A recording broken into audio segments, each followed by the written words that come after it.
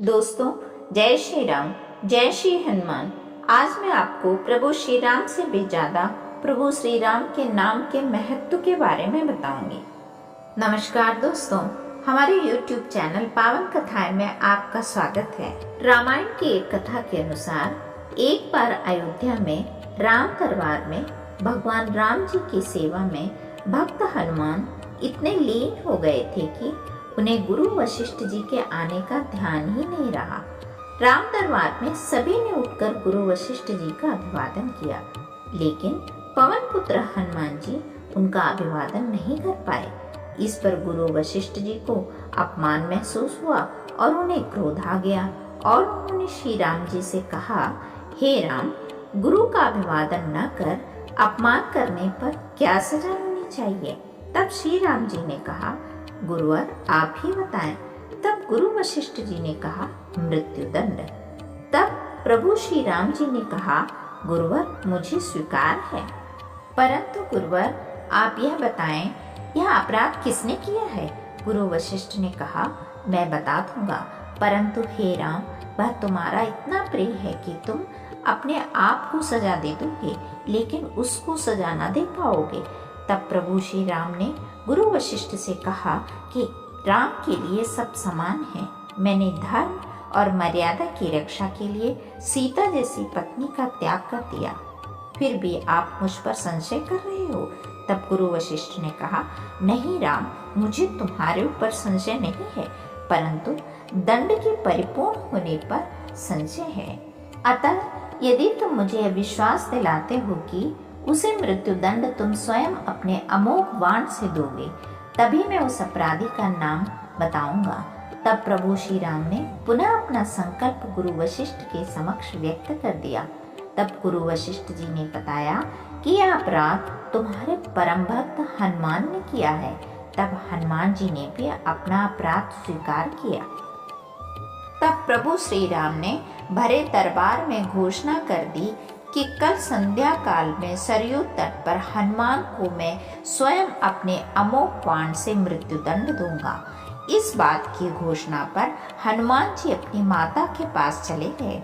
हनुमान के घर आने पर माता अंजनी ने जब वीरों का वीर, महावीर, अतुलित बल का स्वामी, ज्ञान का भंडार रूपी अपने पुत्र को दास देखा तो हैरान रह गईं। माता अंजनी के बार बार हनुमान जी से उनके उदासी का कारण पूछने पर भी हनुमान जी ने कुछ नहीं बतलाया। तब माता अंजनी ने अपने दूध का वास्ता देकर पूछा। तब हनुमान जी ने पूरी घटना बताई और कहा, हे माता, मुझसे अनजाने में ही यह गलती हो गई और मुझे इसकी सजा मृत्युदंड के रूप में मिलने वाली है। हनुमान जी ने माता अंजनी से कहा कि हे माता, आप तो जानती ही हैं, मुझे ब्रह्मांड में कोई नहीं मार सकता, परंतु प्रभु श्री राम के अमोघ बाण से कोई नहीं बच सकता। तब माता अंजनी ने कहा कि हे पुत्र, मैंने महादेव से राम नाम का मंत्र प्राप्त किया था और तुम्हें भी जन्म के साथ ही यह नाम गुट्टी में पिलाया था, जिसके फल से तुम प्रभु श्री राम के श्रेष्ठ और प्रिय भक्त हो और जिसके प्रताप से तुमने बालकपन में ही सूर्यदेव को एक फल समझकर मुख में ले लिया था।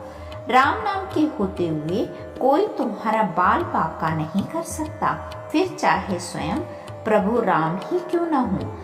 राम नाम की शक्ति के सामने स्वयं प्रभु राम की शक्ति और प्रभु राम की अमोघ बाण की शक्तियां क्षीण हो जाएंगी। माता अंजनी ने हनुमान जी से कहा, पुत्र तुम अभी सरयू तट पर जाओ और राम नाम का उच्चारण करना आरंभ कर दो। तब माता के चरण स्पर्श कर हनुमान जी सरयू तट पर जाकर राम नाम का जप करने लगे। संध्या काल होने पर प्रभु श्री राम दरबारियों सहित सरयू तट पर गए।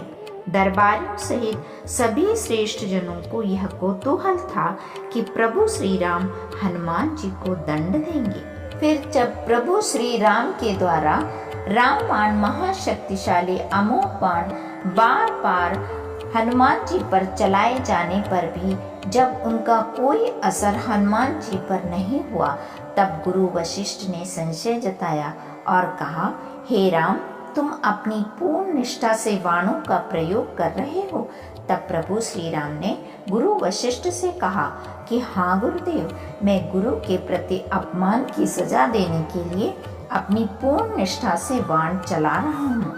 उसमें किसी भी प्रकार की गलती करके मैं कैसे वही अपराध कर सकता हूँ। तब गुरु वशिष्ठ ने प्रभु श्री राम से पूछा कि तब तुम्हारे बाण निष्फल क्यों हो रहे हैं। तब प्रभु श्री राम ने कहा, हे गुरुदेव, हनुमान राम राम का अखंड जाप कर रहे हैं। मेरी शक्तियां राम नाम के प्रताप के समक्ष निष्फल हो रही हैं। तब गुरु वशिष्ठ ने कहा, हे राम, मैं जान गया हूँ तुम्हारे अमोघ शस्त्र विफल होने के क्या कारण हैं। आज से मैं तुम्हारे साथ तुम्हारे दरबार को त्याग कर आश्रम जा रहा हूँ, जहाँ मैं राम नाम का निरंतर जप करूँगा। जाते जाते गुरु वशिष्ठ ने घोषणा की कि हे राम, मैं घोषणा कर रहा हूँ कि स्वयं राम से राम का नाम बड़ा है। राम नाम महा अमोघ शक्ति का सागर है। जो कोई भी राम नाम को जपेगा, लिखेगा या मनन करेगा, उसकी लोक कामना पूर्ण होते हुए उसे मोक्ष की प्राप्ति होगी। दोस्तों, अगर आपको यह वीडियो पसंद आई हो तो लाइक करें, कमेंट में जय श्री राम जरूर लिखें और ऐसी ही धार्मिक वीडियोस के लिए चैनल को सब्सक्राइब जरूर करें। जय श्री राम।